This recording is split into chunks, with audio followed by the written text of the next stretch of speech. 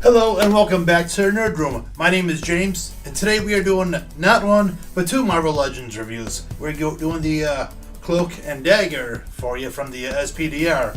Why? Well, I'll talk about it later on, but I'm trying to keep it more in tune to the character of Cloak. But we'll see how it goes. Anyways, if you haven't done so, please subscribe to the channel. You're probably watching these anyway, so, why not? Throw me a bone or something. I'd really appreciate it. If you like these videos, I want you to hit that like button right now. Just let me know you're watching. If you don't like it, hit that dislike button too. I don't care. Yeah, I'll stop showing the channel. We'll talk about these guys, and let's see how it goes today. Okay, so I have the Cloak and a Dagger figures right in front of you.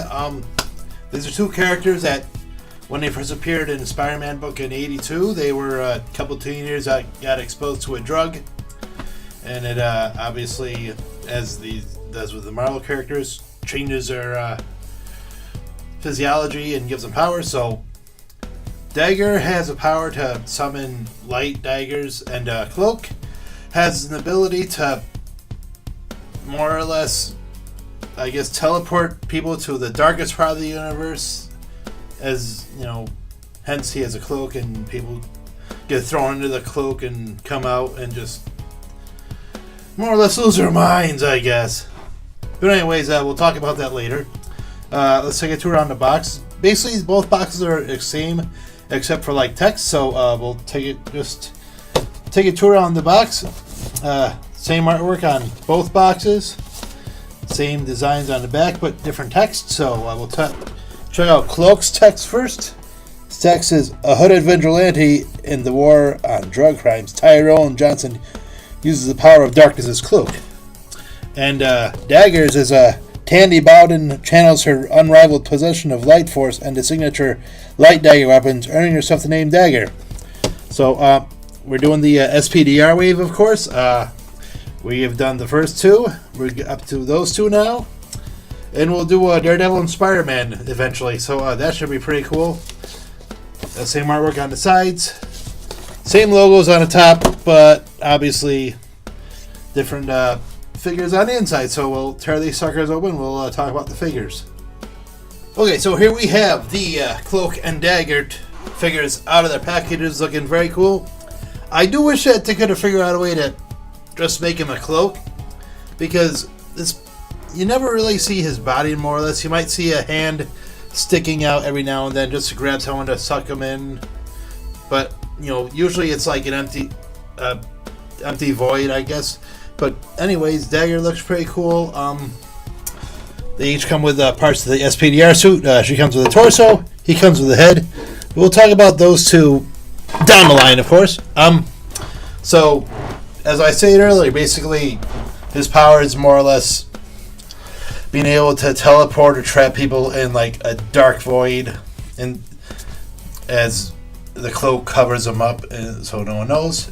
She emanates light daggers, so the power she has here, personified in plastic, comes with a little clip. So more or less it looks like she's throwing them, I guess. Oh, well, what can you do, right?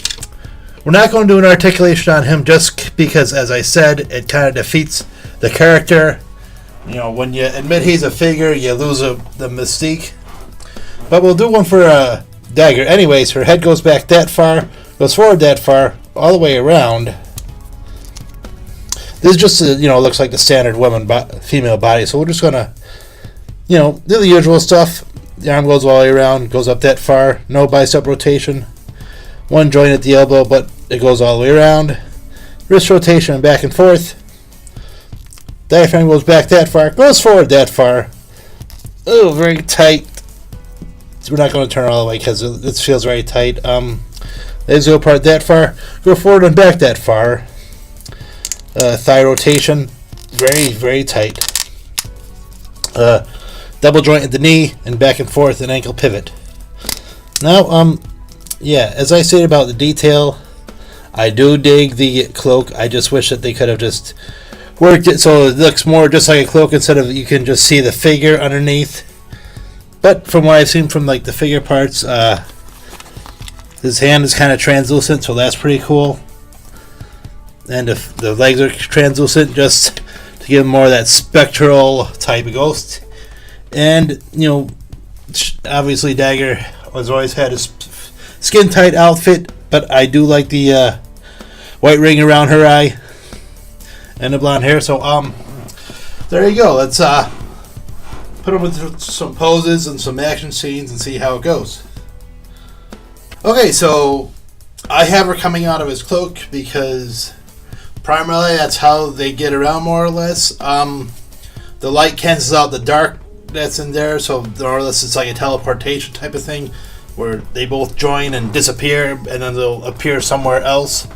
So of course I'm doing it like that. You know, I think it's pretty cool. I was worried that his figure was going to get in the way of this pose, but doesn't seem to too much. So here I decided to just have her jumping in the air, throwing the daggers, and he's just standing there as usual. Can't really do much. No way to throw in the void or anything.